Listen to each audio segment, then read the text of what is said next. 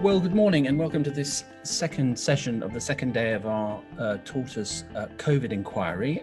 This session is dedicated to the question of Downing Street, specifically Dominic Cummings' communications and public confidence. My name is Matt Dancona. I'm an editor at Tortoise. And I think this is going to be a very interesting session because journalists are often accused, and I think often rightly so, of obsessing upon the soap opera and personnel of what Dominic Cummings himself calls SW1 and the Westminster Village, at the expense of looking at broader policy and national issues. But what happened with Dominic Cummings during the end of March and early April, and then later on when he was compelled to explain himself at a press conference, a remarkable press conference in number 10, was an example, a very rare example of something that was involved an unelected advisor and his behavior becoming a genuinely national public issue, and one that poll after poll showed had real cut through with members of the public at the height of the lockdown and then its slow relaxation before the second lockdown, which we're now in presently in England at least. We have a great many excellent people with us today, and I don't want to waste any further time except to say that if you want to contribute either by writing or if later on you want to have something to say, my colleague Phoebe Davies is hosting the chat. Do contribute to that. It's very important in this inquiry. We'll be gathering witness testimony from you, from the public, as well as from our experts. We have some splendid people joining us, and I'll get to them in a second, but I want to get straight to the case for the prosecution and defense, which will be made very briefly by two lawyers, one no longer active, my colleague and fellow partner at Tortoise, Alexia Mostras, who will be speaking on behalf of the government, and Jeffrey Gruder, who's very much QC, who's very much still a practicing lawyer and will be making the case against. So, Jeffrey, can I go straight to you and ask you, in as reasonably concise a form as possible, to make the case against how Dominic Cummings acted, how the government acted, and the communications problem it gave rise to? Right, with the greatest of pleasure, because I feel rather strongly about it. So on November the 20th, one week ago, Professor Stephen Reischer, a behavioral scientist and member of SAGE, said, the difference between the first lockdown and the second lockdown isn't that people have become weaker and less able to put up with the restrictions. They've lost trust. We've got a real crisis of the social contract, a real crisis of the bond between government and public. And one reason for that is, of course, the government doing things which suggest there is one law for them and one law for us. And I would suggest that one of the main reasons for this loss of trust is the conduct of Dominic Cummings in March and April of this year, as revealed in May. The unsatisfactory explanations given by Cummings, which I would suggest strained credulity, and the slavish support given to him by Boris Johnson and the cabinet, even when Cummings' account could not withstand, I would suggest, a moment's scrutiny. So the story begins on March the 27th, although the details only first became really public on the 22nd of May 2020. On that day, by Cummings' own account, his wife fell ill with COVID-19 symptoms during that day, prompting him to rush home from number 10 to take care of her. He then returned to the office, therefore, despite having spent time with someone who he strongly suspected to have COVID-19. He then drove that evening to Durham with his wife and child. Now, a normal member of the public at that point would have been expected to have self-isolated immediately journey, rather than go back into the office and possibly infect his colleagues, and then drive 250 miles from an area of high infection, which London was, to an area of low infection with a COVID-19 case in the car.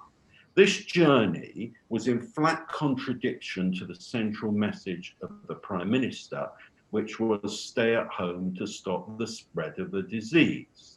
Now, what reasons did Cummings give for his action? These changed from time to time.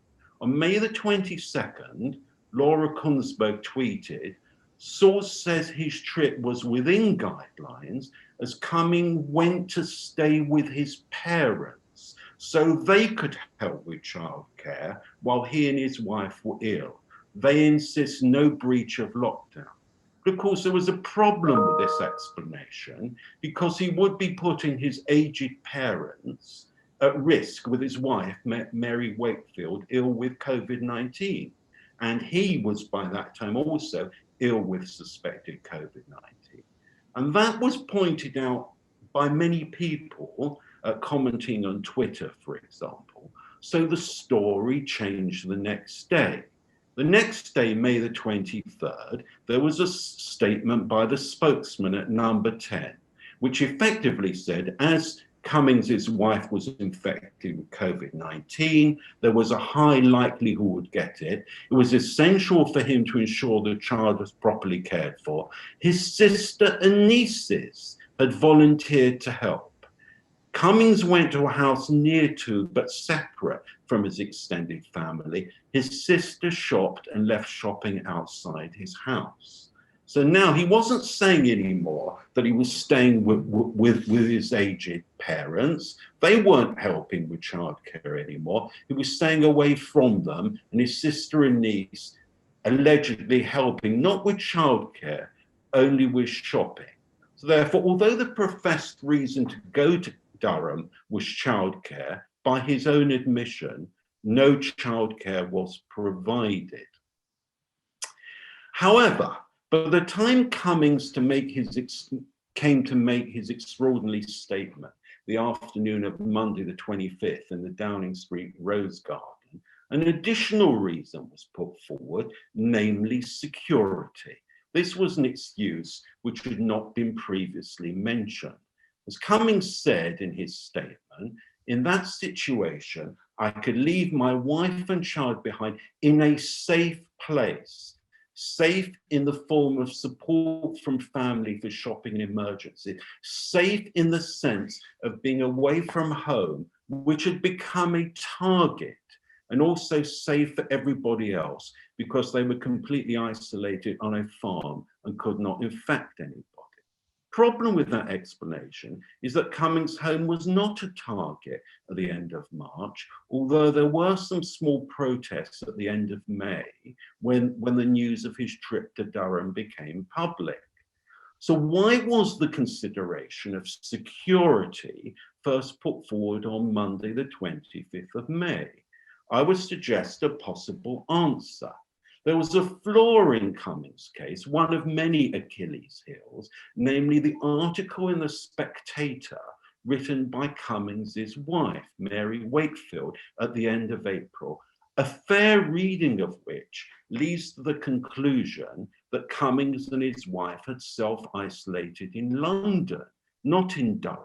She had said, after the uncertainty of the bug itself, we emerged from quarantine into the almost comical uncertainty of London lockdown. And of course, an obvious question would arise, why was there no reference in the article to self-isolating in Durham if everything Cummings and his family had done was within the rules, justified and reasonable? So those in Number 10 who were clearly carefully drafting and redrafting Cummings' statement for the Rose Garden press conference had to deal with this obvious question and finesse this inconsistency. So on Monday, the 25th of May, the consideration of security was used, not only as an additional reason for driving to Durham and self-isolating there, but to explain the misleading nature of Mary Wakefield's article and the omission of any reference to self-isolation in Durham in it, and the consequent false impression given to any reader. Childcare considerations could not explain away the omissions in the Spectator article, but security might. Then, of course, one has the absurd excuse relating to the visit to Barnard Castle, the preposterous reasons Cummings gave to visit the beauty spot of Barnard Castle, which he just happened to make on his wife's birthday, was, so he said, to test his eyesight so that to make sure he was fit to drive back to London the next day. Now, the public can immediately see that in his arrogance, he was absolutely treating them like fools. And additionally, in his wife's account of the family's time in quarantine, she described a range of unusual and varying symptoms that people with COVID might experience. She didn't mention any problems with her husband's eyesight. And really the final nail in the coffin of his credibility was his statement in the Rose Garden that he predicted the pandemic last year, only for it to have been revealed that he doctored an old blog just after he returned to Durham.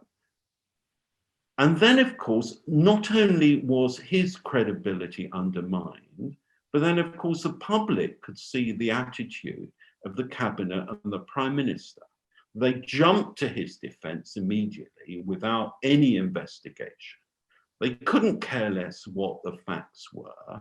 Senior ministers were clearly ordered to tie themselves in knots, trying to defend an advisor who actually held them in contempt.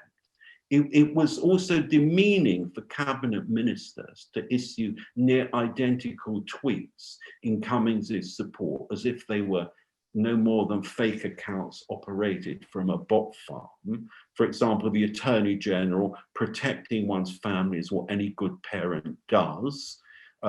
Oliver Dowden, who happens to be my MP, Dominic Cummings followed the guidelines and looked after his family, end of story. The contrast with Matt Hancock's attitude to Professor Ferguson's breach only a few weeks earlier was striking, because he described Professor Ferguson's decision to flout lockdown rules as extraordinary, one that had left him speechless. And then one had Michael Gove debasing himself to try and support Cummings by telling LBC that he, on occasions, also had driven to check his eyesight. Really, the whole cabinet and the Prime Minister were making themselves look fools in order to justify the unjustifiable. And that destroyed any remaining vestiges of respect in the cabinet and its public health messages. I mean, people felt, why should we pay any notice to what they were telling us when it was apparent that they were willing to engage in somersaults and sophistry to try and justify what Cummings did at a time we were all being told that we were all in it together in a national effort. And the voters who were still inclined to give the government the benefit of the doubt when it claimed we're all in it together, effectively saw that there was one rule for them and another for Boris Johnson's favourite at the time. And of course, many members of the public were people who could not be with their loved ones, could not be with them when they were dying and died, could not even attend the funerals of close family members, but were forced to do it, to attend funerals by Zoom. But of course, Dominic was different. Looking after his family trumped everything. And of course, the sense of being taken for mugs was compounded by Cummings being afforded the opportunity of a news conference in the Rose Garden a venue usually reserved for hosting foreign leaders. And at the end of the day, I don't blame the journalists. They were given no notice of what Cummings was going to say. They weren't given a copy of Cummings' statement.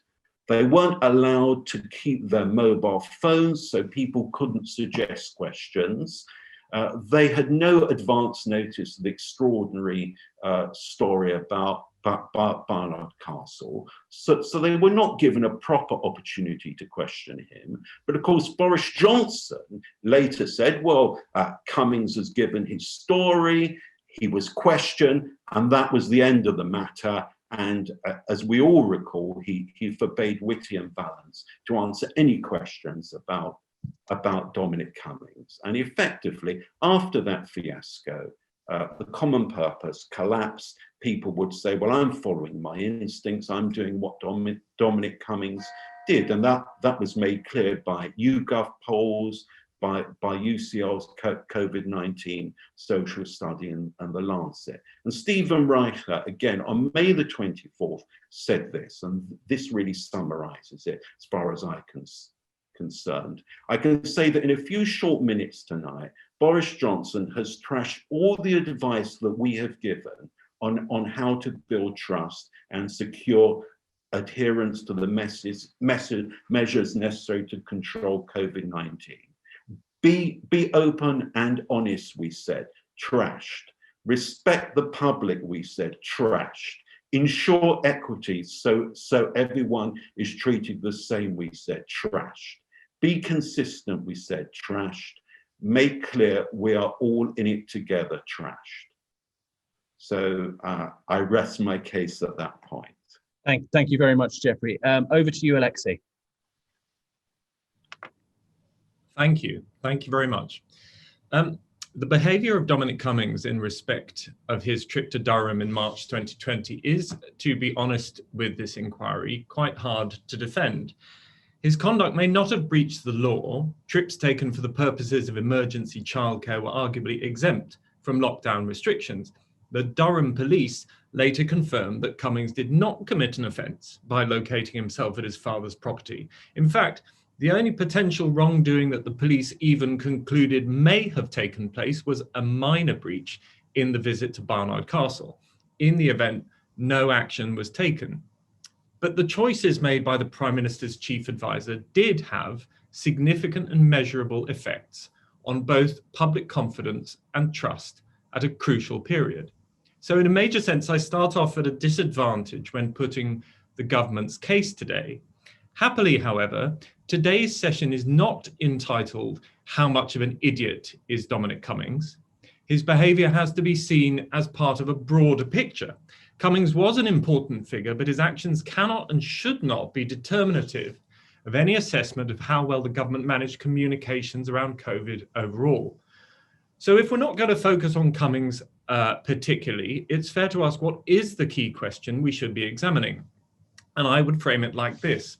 How successfully did the government convey key public health messages around COVID-19 from the moment when lockdown was introduced in March to the present day? How effective was their communication strategy? Was it clear?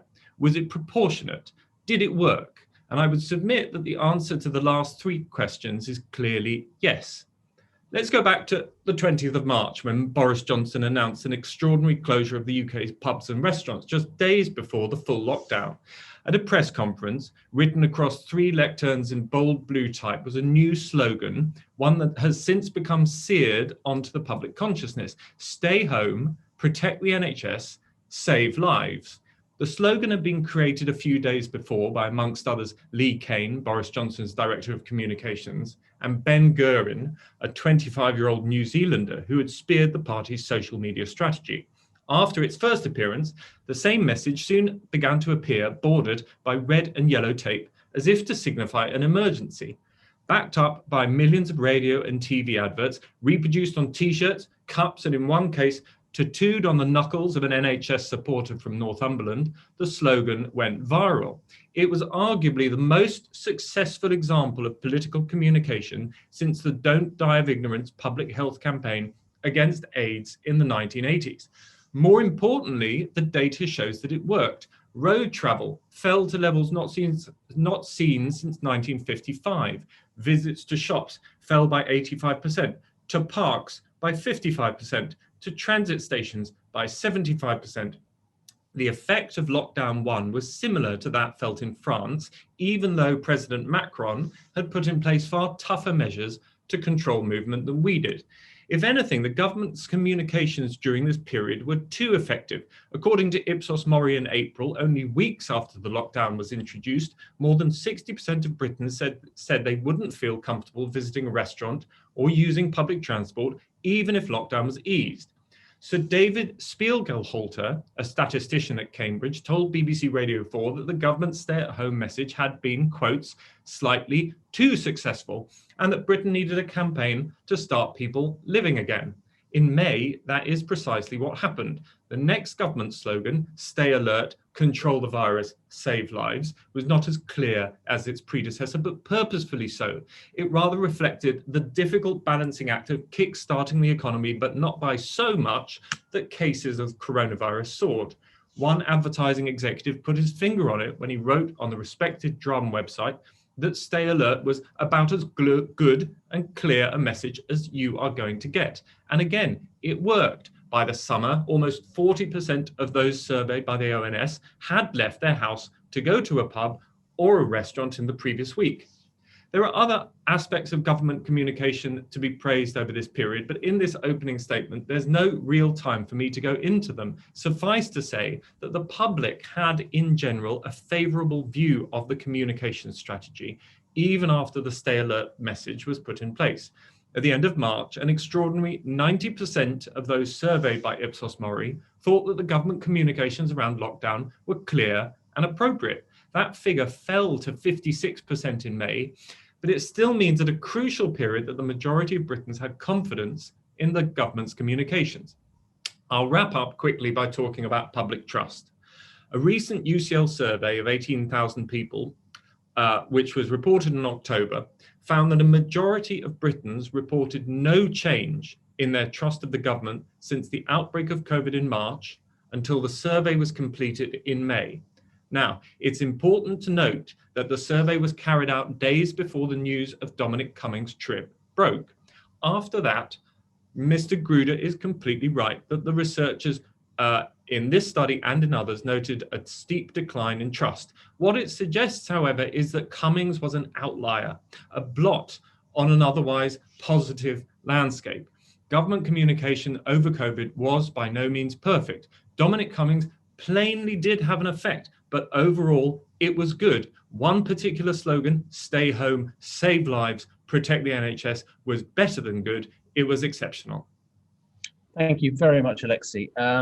Can I turn immediately to Beth Rigby, Sky's magnificent political editor, who was in fact one of the stars of the extraordinary press conference in the Rose Garden on May the 25th. Beth, hi, thank you so much for being with us. Beth, on that day, I recall vividly that you asked a very pointed question of Dominic Cummings. And I wondered if you could, by paraphrase or verbatim, repeat that question. And now with the benefit of just over 6 months hindsight, how you feel about his answer and the consequences thereof. Yeah, sure. I mean, just to go back to that press conference then, and just to give you a run-up of what happened. As Jeffrey was saying, we had 2 hours notice. We were summoned to the Rose Garden. We had no sight of the statement. We had no mobile phones with us. We had no idea. We were hermetically sealed in. We had no idea of the impact the story was having to the outside world. And it was only when I came out of the Rose Garden and I picked up my phone from the table that I realized the impact that moment and that statement had had. Just, 5 million people had watched it on television. That's astonishing for the middle of the day, a press conference. I'd put on 20,000 Twitter followers in an hour. I put on 100,000 within the few days afterwards. So there was a very tangible sense of cut through. I was getting hundreds of emails from members of the public absolutely furious. And to go back to also what Jeffrey said, I will come to my question, that what was difficult about that statement in the Rose Garden was the cross-examination is very hard if you don't have sight of the statement, you have no time to prepare. So I look back on that press conference now and I kick myself thinking, I wish I'd asked this, I wish I'd asked that, but we did what we could do with what we had. The two thoughts I had going into that press conference and the questions I asked really was about the sense of injustice that people felt. I felt that had to be put to Dominic Cummings. I also felt that this was a guy that had won an election on the idea of being a people's government, running a people's government, and he had done something that was so out of step with the public mood and used legalese to justify what in common sense was unjustifiable to people, and they made their decision. In terms of the questions I asked, the first question was really what Jeffrey was saying. I felt when I went in there that my job was to channel what people were saying about it. I was the conduit, if you like, to put the public's view to him. And so the first question I asked was something around people watching it, ordinary families that haven't been able to go to the funerals, that have made all these sacrifices. And then they are looking at this man that he thinks he's different to them. And I think I said, I've actually got it here, what people see is that there's one rule for you, one of the most powerful people in the country, and another rule for them. So that was the first. I just felt that he had to answer that, and the public needed to hear that put to him. And then the second question I asked him really was this idea of being the people's government and misjudging the public mood. And it had damaged the Prime Minister. And most importantly, it had undermined a public health message at a critical time in a pandemic. And for that, you had to pay a price. And so the second question was, given that you had undermined government policy and that could threaten the government's response to COVID and the public health message, how could you even countenance staying on? So that was what I wanted to ask him. What I look back on that press conference now and wish that we had asked him more about was the Barnard Castle explanation. Because any parent, and this is what I really kicked myself about afterwards, any parent knows I would never get in a car with my toddler in the back to test my eyesight. I just wouldn't put my child in a car. That would be insane. Why would I put my own child at risk to test my eyesight? It was just implausible as a defense or an explanation.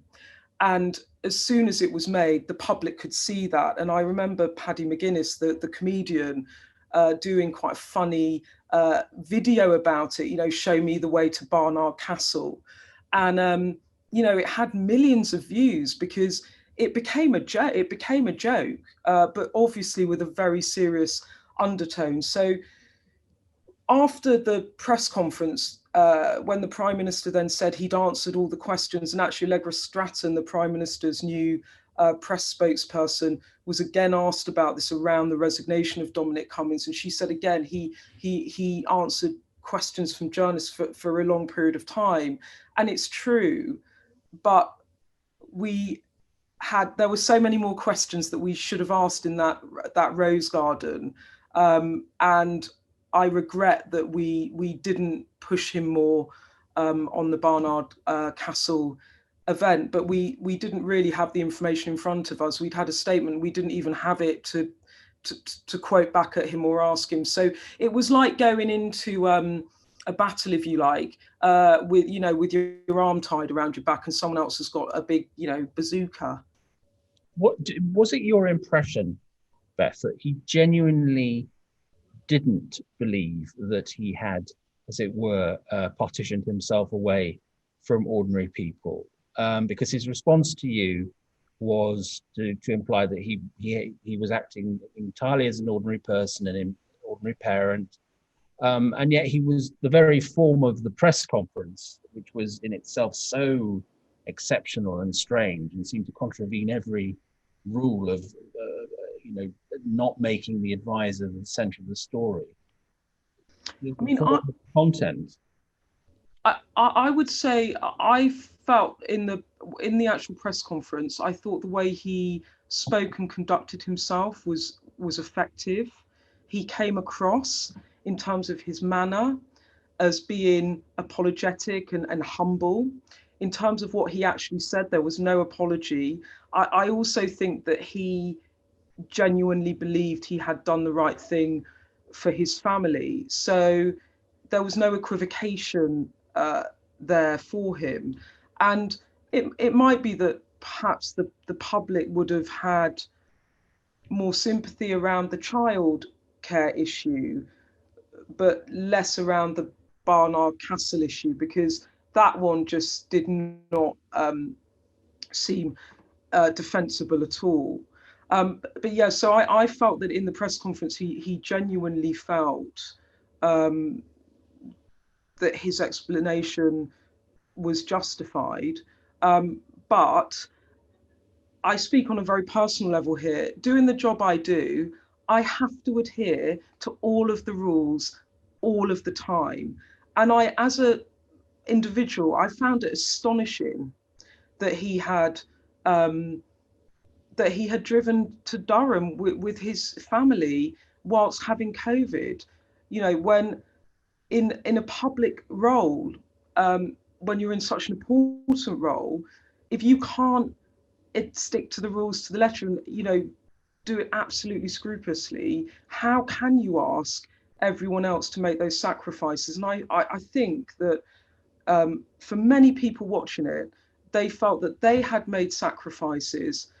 They had been very genuine in making sacrifices, and then Mr. Cummings hadn't, Dominic Cummings hadn't, and I think that was just unacceptable to a lot of people watching. Was the press conference itself an error, though? If you're looking to talk to Alexi's point about the broader communication strategy, I mean, we're all accustomed to the idea, and it's happened many times in the past, that influential advisors have become the story, and this tends to become a problem. But instead of dealing with it swiftly and in private, the Prime Minister decided to accord Dominic Cummings this astonishing privilege of having a press conference in the Rose Garden as if he was a visiting head of state, which only emphasized the point at the heart of your question, that he was different and special. I think what was happening over those few days was there was a decision on the Friday night when the story broke within the circle of number 10 that they would do everything that they could to try and save Dominic Cummings and keep him in his job. And from that, everything else flowed.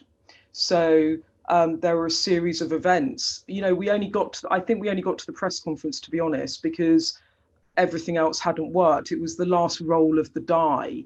Could they kill the story? In news, there's a cycle. It's like, when can you kill the story so it moves on and you don't have to resign, or you as a cabinet minister, you kind of don't want to be on the front page for 5 days in a row. So it was an attempt, I think, to shut the story down. It started off, I remember over that weekend, where a statement was put out saying that these were, I can't remember the details of the statement, but it implied that the Barnard Castle and the fact that the idea that he'd gone up a second time was incorrect. But then, of course, the teacher had taken a photograph of the number plate. So then the Barnard Castle could not be denied.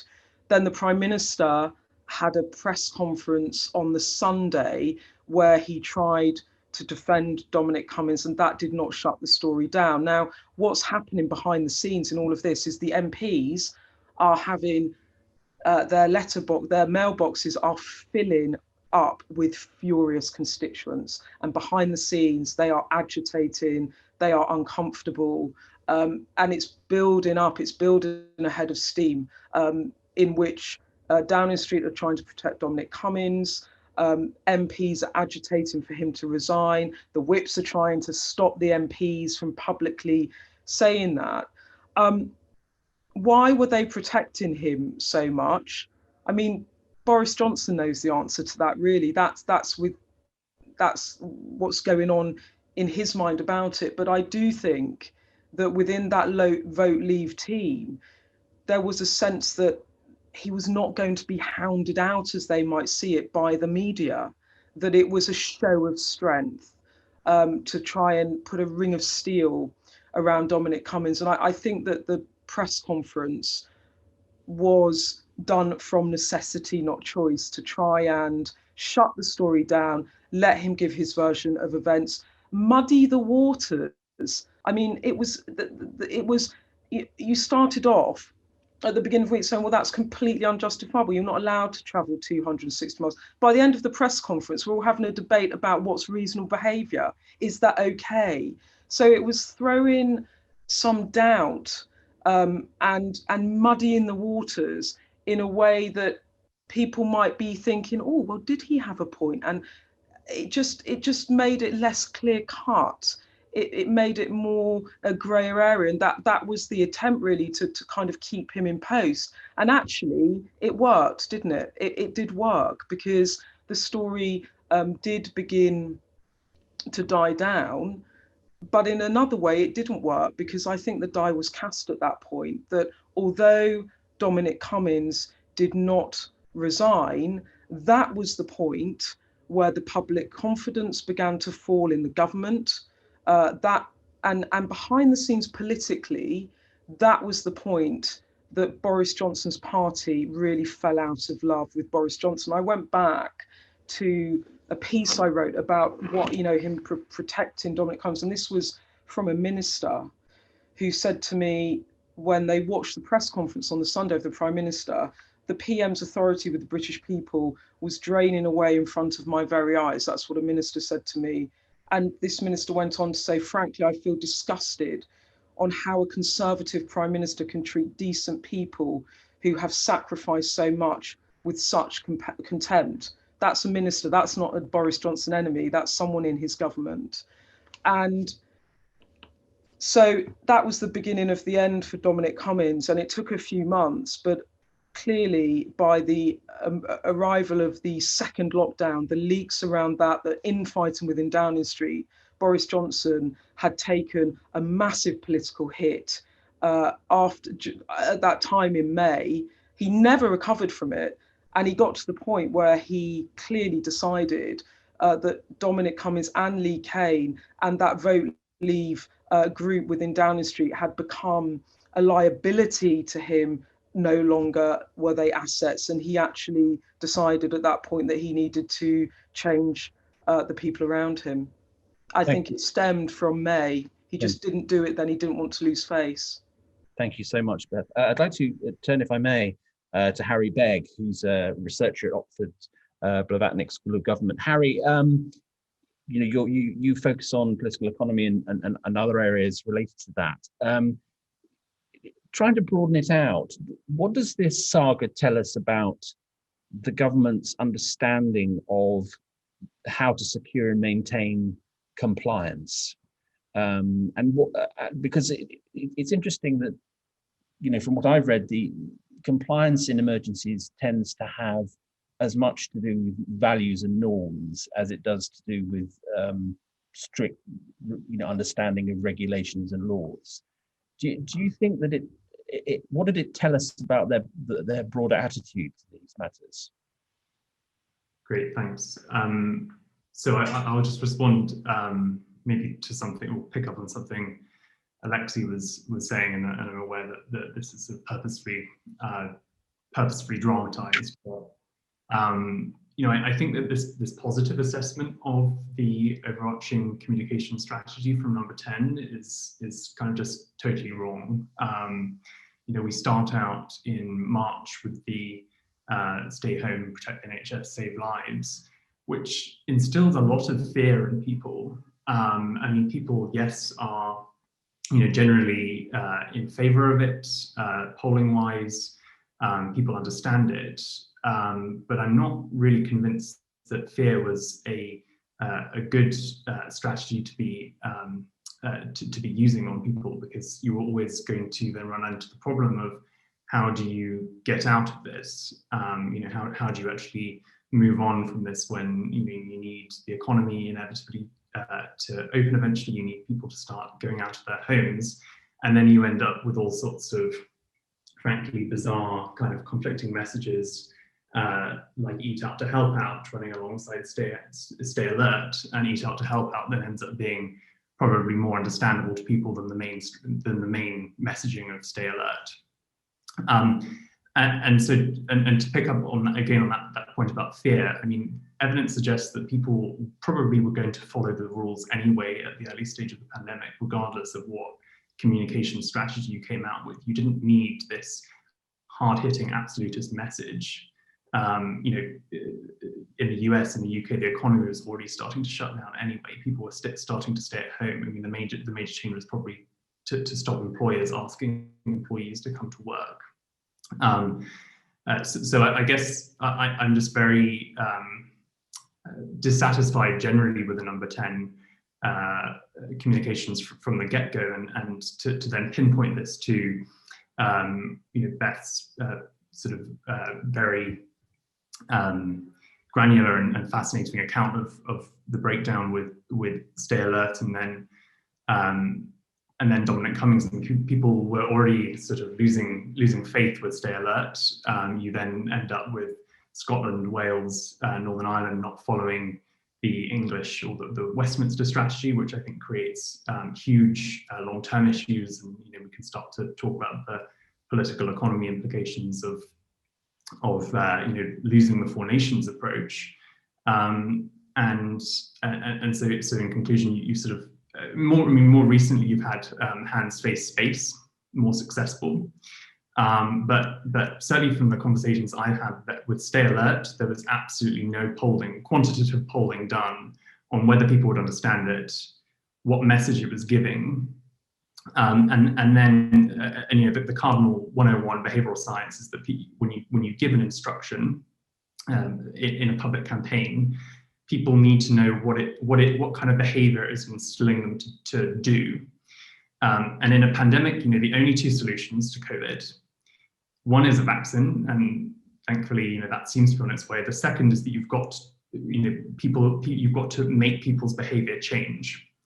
In a democracy, people then need to trust. The additional thing is that people then need to trust where the message is coming from. And all of this then breaks down with the Dominic Cummings scandal. So you lose every single spoke to a successful communications campaign. And then just a final point, which is really the nail in the coffin, is that Dominic Cummings advertised himself as Mr. Science, right? He was the guy who was going to bring in data, he was going to bring in all of this AI stuff into 10 Downing Street. If you can't get the communication stuff right, which is telling people what they should be doing, then the science policy totally breaks down. And so you have no ability for policy to actually change people's behavior, which is what you need for the science to work in the first place. It's fascinating what you say, Harry, because I know that the government's attitude to its, as you say, quite sort of condign message was that it was absolutely to the contrary, that there needed to be a moment of high impact and attention-grabbing rhetoric, and also, of course, the Coronavirus Act to back it up, and that the more sort of gentle, suggestive rhetoric of the weeks before Boris Johnson's March 23rd statement, when he used the word instructing people to stay at home, had not worked. And their view was that there needed to be a moment like that. I think that they'd wanted to use a less abrasive message, but they felt, at any rate, that there needed to be a moment of instruction. What you're saying is to the contrary, that actually people would have gone along with the health public policy message anyway. And I just want to fire test that a little bit more. On what basis you argue that? Well, firstly, the data which suggests that the economy was shutting down anyway would suggest that movement was going down, people were going out less, fear was going up. I think the really when you look at the sort of so the UK has some of the best well-being data in the world. So we collect weekly survey data on people's sense of happiness, sense of fear, and so on, run by the ONS. Well-being went up after the initial strategy was released because people derive a sense of sort of security, if you like, from a really top-down, again, absolutist message. And people were also starting to question, when you've got France locking down, you've got Germany locking down, etc. Obviously the situation in Italy was dreadful by this point. People start to say, well, why is my government not doing this? What's wrong with them? Are they not, quote unquote, following the science? But all of this is actually making the tacit point that people would have gone along with it anyway because they were erring in that direction. And fine, you throw all the testing at the stay home campaign.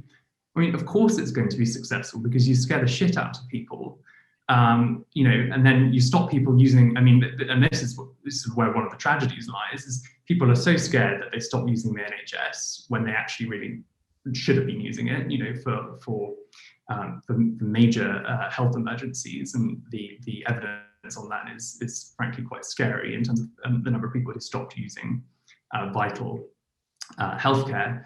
And so I just sort of throw it back and say, well, the evidence is we were going to follow it anyway. So why did we need this Herculean campaign to shut down the economy? Probably the sort of number 10 spirit would be, oh, let's make them feel like it's the Blitz again. But do we need this? Not really. And then all the problems start to occur when Westminster tries to shift and to stay alert. The message, and again, the message is further diluted with the Dominic Cummings scandal. And I'm not a communications expert, but I would say you should have been looking at what would a medium-term message have been that we could have kept for a longer period of time, and that overall would have attracted higher conformity whilst also maintaining understanding of what people should be doing. Thank you, Harry.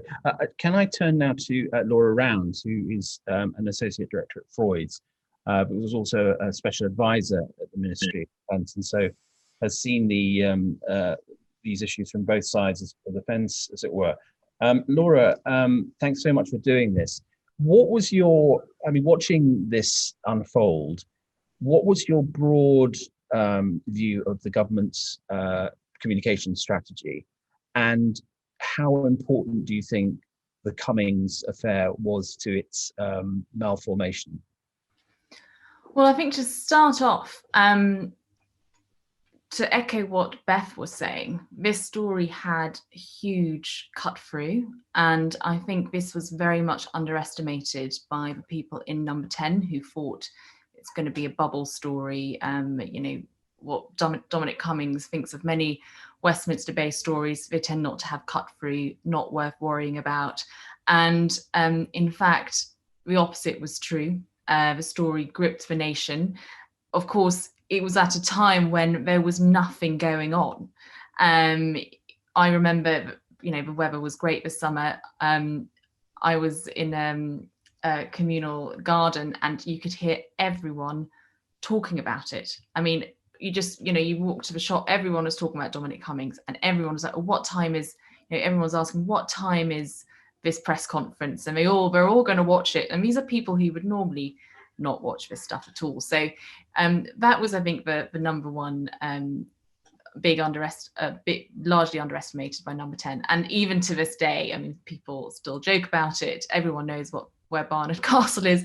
And even I think this week, the gov.uk tier 3 guidance has included the specific mention of castles, which if that isn't public health England trolling this government, I don't know what is. But I'm not sure how big an effect it had on the people's willingness to continue to follow the rules. But I do believe it had huge damage, did great damage to the public confidence in the government. Sorry, there's a little fly. And I think the narrative of one rule for them and another for us, which has been referenced a few times already, is one that you just need to avoid at all cost, especially when the nation is going through a crisis together and you're trying to create a sense of togetherness, which is also very important from a communications perspective.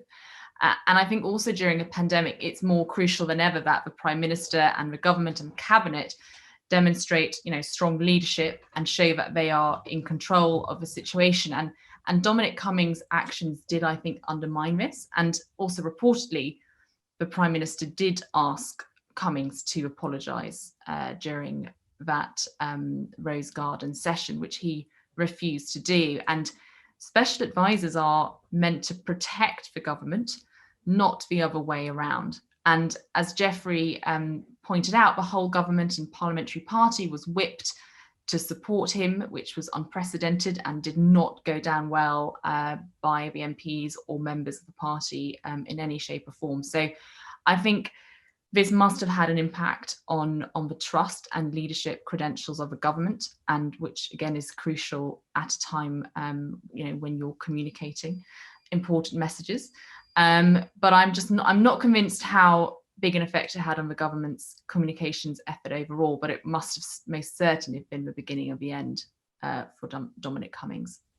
But were you surprised by the hubris of it, in that here was a team that had proved twice their campaigning genius, whatever you thought of the causes?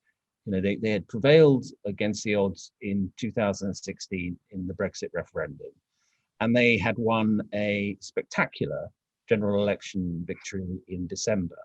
So there was a certain predisposition to assume that they would be able to transfer at least some of those campaigning skills to what was amongst other things, a communications campaign. And the dissonance between those two previous triumphs and this seemed very strange. Yeah, and I think this is something that's been mentioned a few times of this government, in that the strength and the skill sets of the team, the Vote Leave team, were very much in a campaigning, were with campaigning, and particularly when being the underdog. So they could, they had the strength and opportunity in that referendum campaign to, prod the bear and do things at last minute and change their tactics, which when you're in government and you are actually governing in a incredibly difficult circumstances, the rules of the book are very, very different. And I think that is something that, there's many things that you can comment about with this government when it comes to, under Dominic Cummings, how they probably didn't do certain things as well as they should have, such as communicating with the party and the backbenchers and things. And I think that just was highlighted in this instance of Barnard Castle, where it did feel like a sort of bunker mentality, is, we are going to, as you say, protect Dominic Cummings at all costs. And again, probably underestimating the impact that this story was having on the mood of the public, and also trust, and perhaps, fundamentally, at the end of the day, most critically, with parliamentary party. I mean, they were a group that hitherto had great success with their political antennae, understanding aspects of popular sentiment but had eluded others, and quite frankly, it eluded the media. So it was surprising, was it not, that this very basic point, this idea that for the government's, for the Prime Minister's chief advisor to be so obviously, at least in spirit and possibly in letter, doing what others had refrained from doing in a spirit of solidarity. The fact that this didn't seem to penetrate to the inner sanctums of Number 10 was a surprise, surely. Yeah, I mean, it's a grave misjudgment, and obviously, and that's proven to be the case, and it is surprising because it does, in many ways, it does seem like a very obvious thing.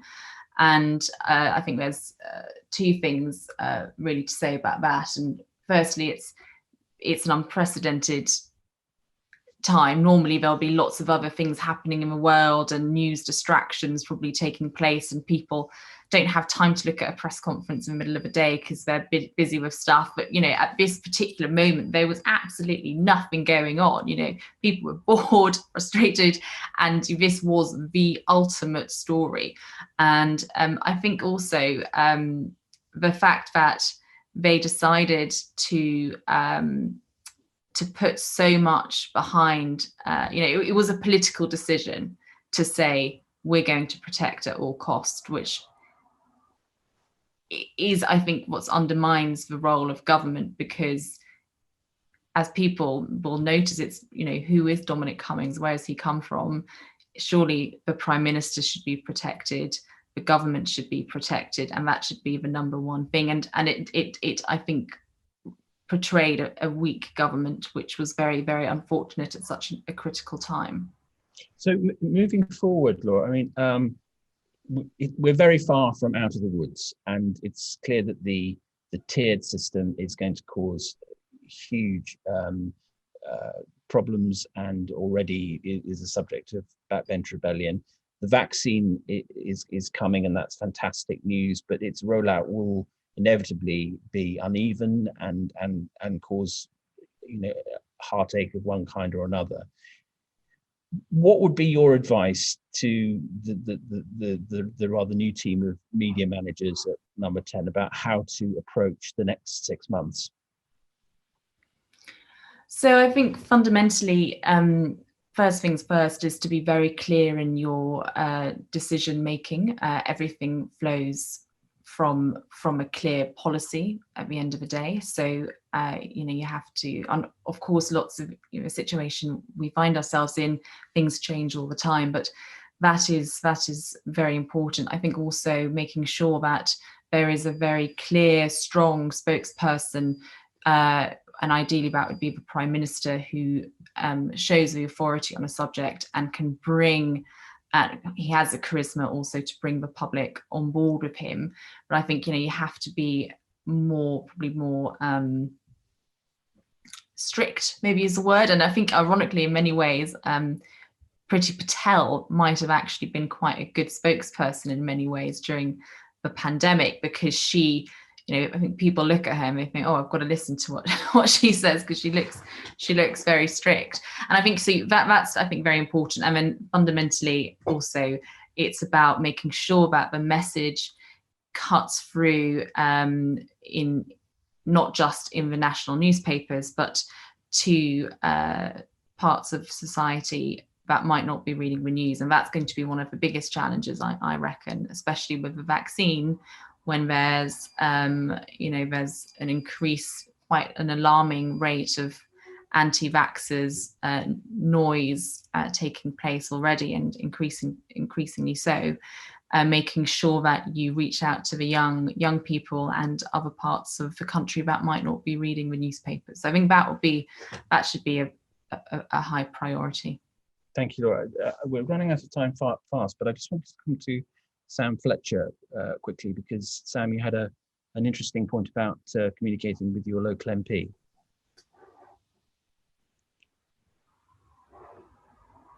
Not sure Sam is available. Possibly not. Are you there, Sam? Okay, well, they seem to have gone. So anyway, we're fast reaching the end of the hour. So alas, I'll have to wind up anyway. A huge amount to try and distill, and I won't be able to say everything, but I'll try not to say nothing. Very little contestation of the view that Dominic Cummings got it wrong, at least in spirit and possibly in letter. And the question that really brings to the fore, even though he is now gone, was the ability of a prime minister to form such a dependency culture with his chief advisor that, as Laura said, everything was turned on its head, and the entire government was rallied around during approaching the peak of a pandemic to protect one advisor rather than the government and its health public policy, which is a very curious inversion, to put it mildly, and one it certainly can't afford again, and I suspect won't do. A very interesting division, which I think merits further investigation of the data. Alexei said in his presentation what I must confess thought to be the case, that the government's messaging strategy was generally successful. But Harry presented some data that indicates that, in fact, the fear factor, so to speak, was overblown, and that the public might well have complied with a lower level of rhetoric. And I think that's something we should look into, because it has huge implications for the months ahead, where what the government does is going to be very nuanced, very difficult, and quite granular, and different in different places. And I think that's an important thing to look into. I think also that the Cummings affair demonstrates the problems of a media presentational culture that is so performative and so personality based. And although it's true that advisors in the past become the centre of attention, Alistair Campbell, Damon McBride, Charlie Whelan and others, that Cummings had become so important to the government that his very actions became the message. And that's a dangerous position for any government to find itself in, and is a particular feature, I think, of modern populist government. And then moving forward, as Laura said, we do need to have a form of clarity and honesty in the media strategy the government adopts in the months ahead, so that when Beth returns to ask them questions about the next phase, they can do so in a perhaps more satisfactory way than happened on May the 25th.